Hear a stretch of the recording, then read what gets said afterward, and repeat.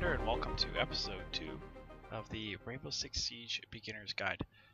So in the last episode, I covered the large majority of the menu and the interface for Rainbow Six Siege. I'm going to cover a couple more things and mostly go over some settings that I don't think a lot of people know about, or why they should pick particular things. So I'm going to start up here with what I didn't cover was this top right corner. So here we have the squad group. So here is my icon. You can change that through the Uplay, the Ubisoft, your profile icon, and then here it has my current rank. In this, it would have up to 4 other spaces for up to 5 of us. Because Siege is a 5-on-5 game, so you can queue with up to 4 other people to have a squad of 5.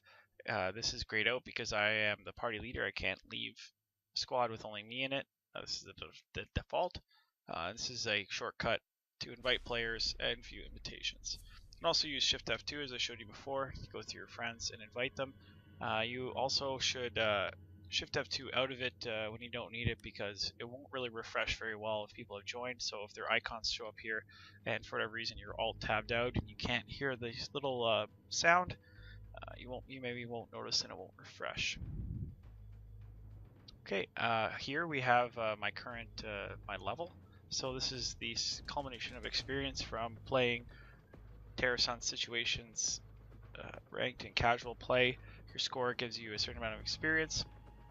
It adds up. So I'd say 100 is a reasonably experienced player. You get to 200, and I believe the cap is 250 right now for Rainbow Six. 260. That is someone who's been roughly playing for years, or at least has been playing fanatically for a shorter period of time.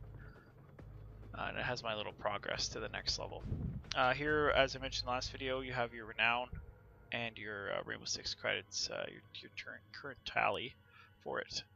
Okay, and then most of this video is going to cover this drop-down menu here. So we have options, credits, and quit to desktop. This menu is also available in-game, just not on loading screens, where you can select and change most of the options. Credits, pretty straightforward, not going to go into that. Quit to desktop, another thing. You can quit the game. You can also quit the game straight from matches as well. You can quit to desktop and completely close Rainbow Six if you're done. Okay, so I'm going to go into options here. I'm not going to try to kill anybody with, a ton of information here, but there's some things I want to cover more specifically that people probably don't understand or don't use. Maybe they haven't even opened up this menu. Okay, so here we have squad privacy, very straightforward. Either you have it set to invite only or friends could join it. Here, matchmaking preferences is a large thing that I wanted to cover. So here you have game mode preferences multiplayer, game mode preferences terrorist hunt, and map preferences terrorist hunt. So there are no map preferences for multiplayer, which is casual and ranked, but there are game mode preferences. So these are the 3 game types for ranked and casual play. So if you're the party leader, if you're searching for a match, these are the 3 that you'd be searching for if I was the party leader. If you're the party leader, you will have a little crown above your head, and if someone else is the party leader in this little window here, it'll have a crown above their head denoting who it is. Okay, so jump back in options here in matchmaking preferences. So why would people turn these on and off? Well, some people only like to play bomb. Bomb has most of the meta. It's the most competitive game mode, but I like diversity. I like to play different things. Some people just do secure area and bomb because they don't like hostage, because it adds kind of a wrench into things. You gotta kind of play a weird, well, weird is probably a strong word, a little bit differently, but I like it. I like the diversity of playing different things. But you'll definitely have people where you'll be wondering in your head, we played a lot of bomb.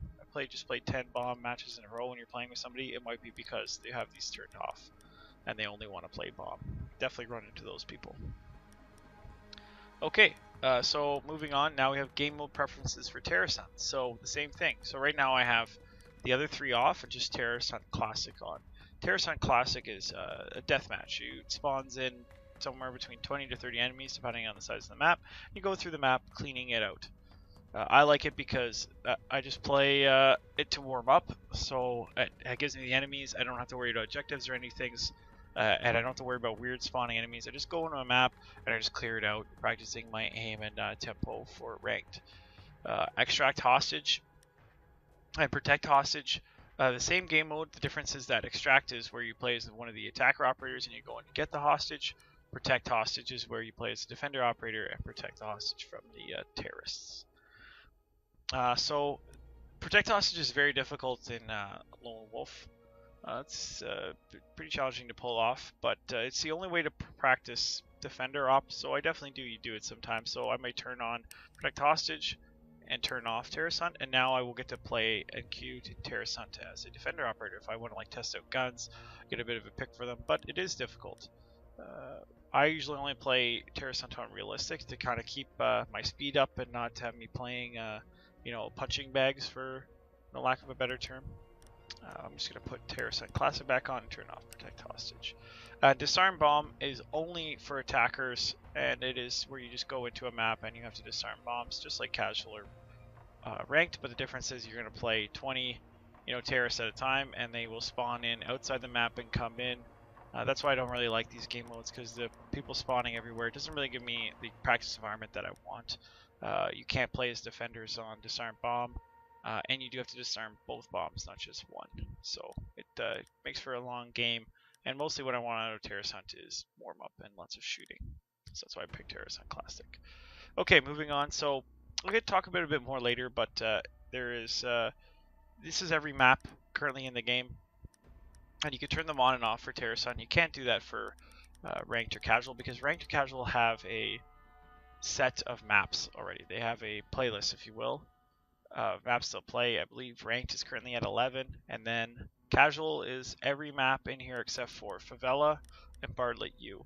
So why are maps not every map in ranked or in casual? So I can't speak necessarily perfectly on Ubisoft's behalf, but this is to me what the reasoning behind it. So Favela and Bartlett University are maybe not the most competitive maps, or the easiest maps to learn or to understand. They can be very confusing, so they don't want people jumping into casual and playing maps that are kind of a madhouse, where it doesn't create a good environment for people to get used to the game and learn it. Also, a reason why only 11 maps to make it into ranked is because some of these maps don't have the most competitive environments. Now, what does that mean? That means that maybe some objectives are extremely easy to defend, some are very easy to attack, so that when you get up to the higher levels, it is very boring, and they are not does not have a very dynamic or entertaining play to it. So some of these maps are going to be reworked so they can be put into ranked. There's no time limit for that, but that's kind of like the reasoning behind it. Either it's not fun, it's not entertaining, or maybe there is not a very good balance to some of these maps in the way you attack them, and that's why they're not in the playlist. So going back to terrorist hunt, so you can select how many you want to play. So what are some options here that you're going to want to do? Well, you can turn them all off except for one if you really like a map and you want to play on it, or you want to do something particular on it. If you really want to do that, unless you really want to fight terrorists on it, you could just go in a custom game and play yourself. And have a playlist and just play on consulate, for example, instead of turning all these off and just going on consulate to shoot terrorists. If you want to practice mirror walls, you want to explore a map, definitely recommend going to custom. What other things would you do, or what have I done here? Well, I turned off everything. I turned all the ranked maps are on, and two maps that are only casual are on, house and here for base, because I like them. I enjoy playing on them, and a bit of diversity. I don't play very much casual, so terrorist hunting on some different maps is nice. What you may want to do is only have the casual maps on. You may want all the maps on for diversity. You may want only the ranked maps on because you only want to practice on the legit maps, as it were. That's totally up to you. I'm not going to go through that anymore. I think that's enough. HUD preferences. I'd leave everything on. I haven't changed anything or modified anything in here. I say until something really bothers you, get used to the game, and then turn things off. Like, I don't know why you would want your hit indicator or threat indicator, showing where enemies are shooting. Some people, I think, turn off the outline because it bothers them. Maybe once or twice when I've been playing, it's been detrimental trying to engage an enemy. But honestly, most of these things are extremely useful. Maybe the reload indicator you don't care to see, but most of these things don't bother me in any way. Things like your compass. Why would you ever shut your compass off? I don't know. But yeah, so definitely I would leave it default until something really bothers you. Ping. This is pinging in game, tagging things on the map. I'll go into that in the next video, showing you guys how that works. But this is very important. Do not turn this off. And then display game info, as I mentioned in another video. It's down here, the FPS, the delay, and the version. Audio. So again, I'm not trying to belabor any of these things. These are very common features or settings, if you will, in any game. But I have my music and dialogue turned down because you don't really need to hear somebody yell 15 seconds left in the round, the narrator, if you will, and the music. Again, I don't need any extra volume when I'm playing because I am listening to teammates on Discord in our own chat lobby. So I don't need all these other fluff when I play. You know, it's nice to hear the dialogue and hear the diffusers playing those good things, but I don't need it screaming in my ear.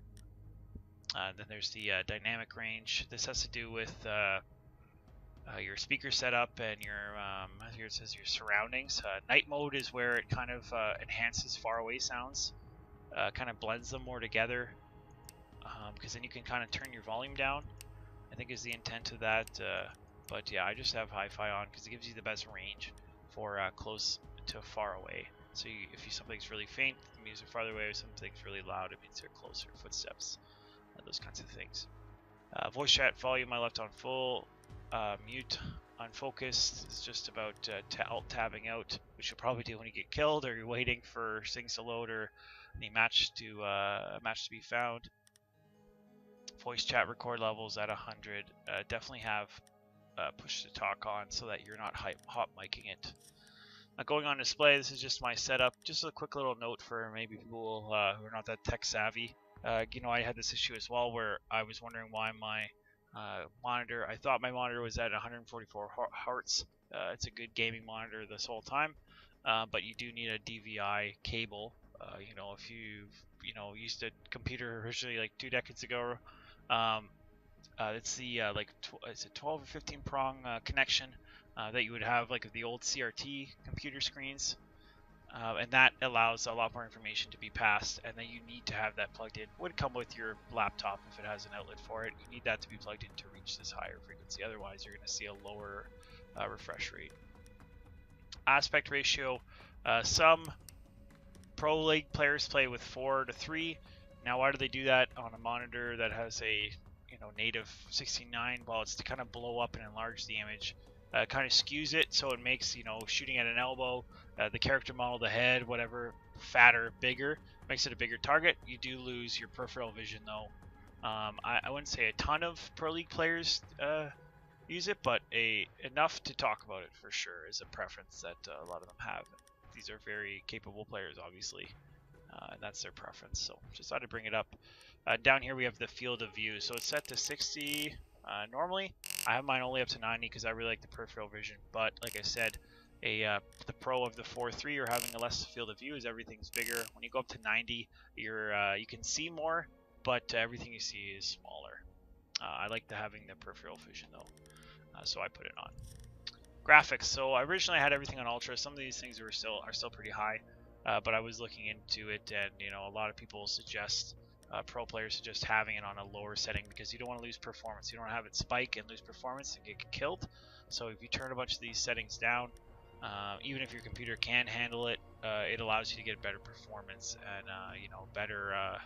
In a firefight, milliseconds can make the difference between winning and losing and shooting someone in the head or something loading. So definitely something to keep in mind.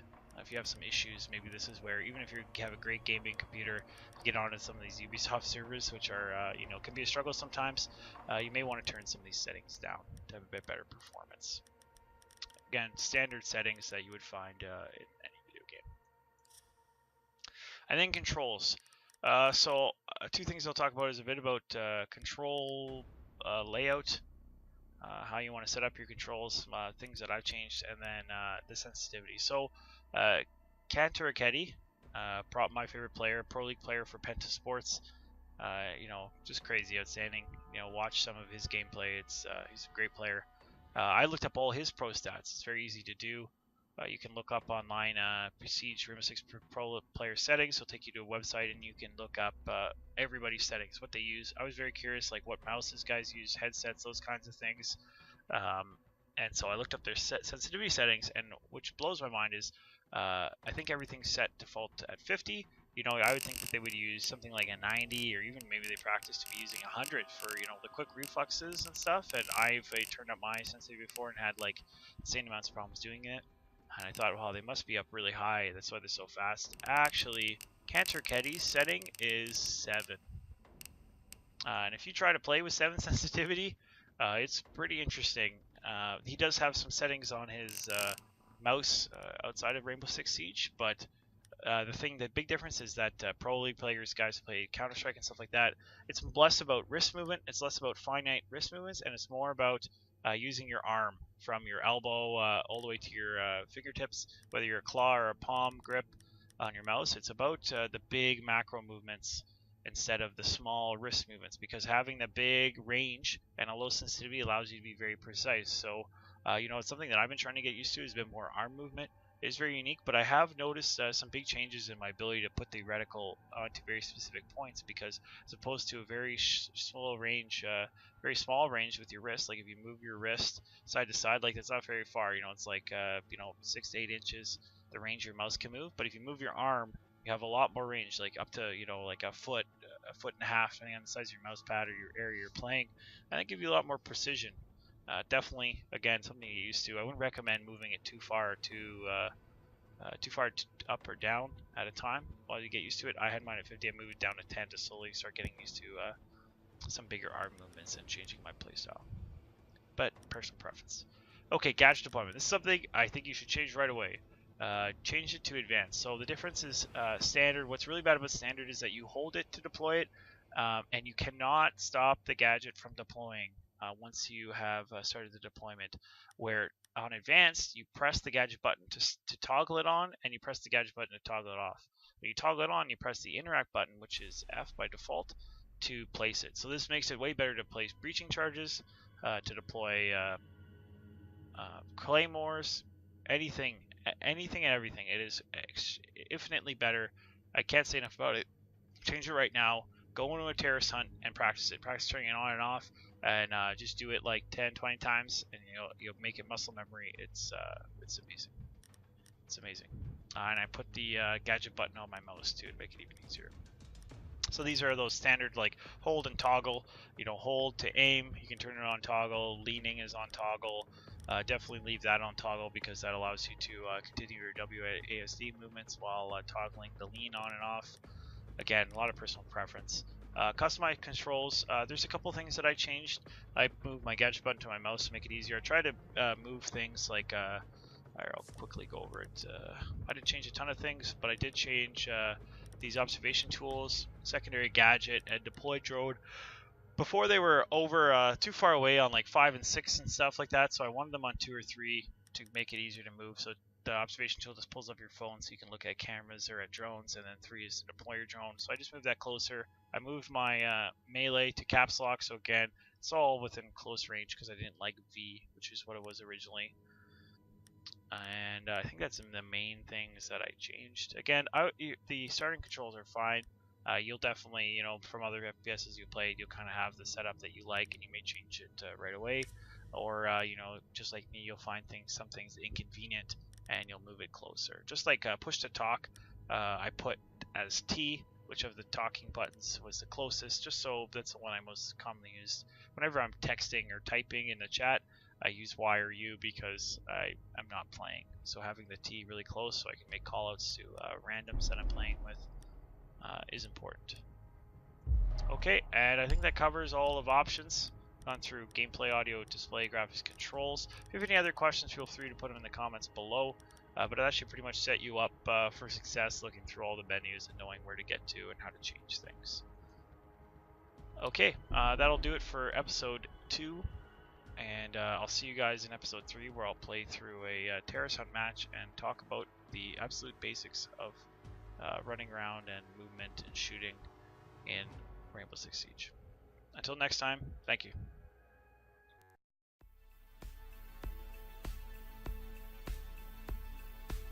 I hope you enjoyed the video. If you did, please like the video and share it with others.